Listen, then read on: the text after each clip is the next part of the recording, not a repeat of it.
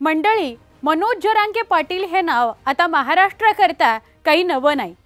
मराठा आरक्षणामुळे घराघरात पोहोचलेल्या याच मनोज जरांगेंनी ऐन निवडणुकींच्या दरम्यान एक मोठा गौप्यस्फोट केला आणि पुन्हा एकदा जरांगे चर्चेत आले।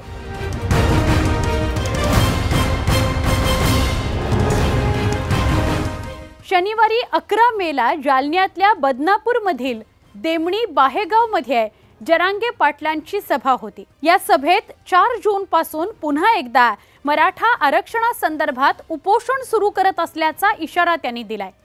आता काही महिन्यांपूर्वी सरकारने जरांगेंच्या अनेक मागण्या मान्य केल्या।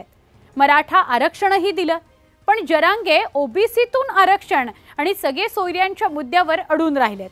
त्यामुळे या संदर्भात ते पुन्हा एकदा उपोषणाचं हत्यार उपसणार आहेत। पण महत्त्वाची बाब अशी की जालन्यातल्या त्या सभेत बोलताना जरांगेंनी एक महत्त्वाचा गौप्यस्फोट केला। जरांगे म्हणाले की त्यांना लोकसभेसाठी मोठी ऑफर होती।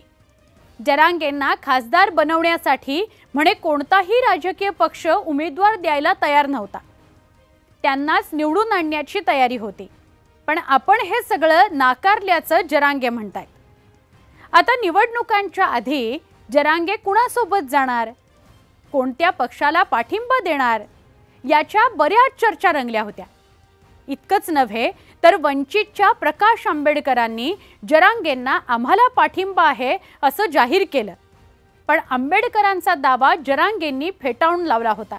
पुढे निवडणुकीच्या धामधुमीत बाजूलाच राहणं जरांगेंनी पसंत केलं, पण आता जालन्यामध्ये उमेदवारीविषयी विधान करून जरांगे चर्चेत आले।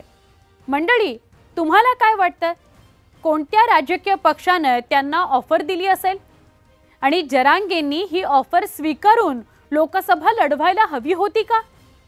तुमचं मत आम्हाला कमेंट बॉक्समध्ये नक्की सांगा।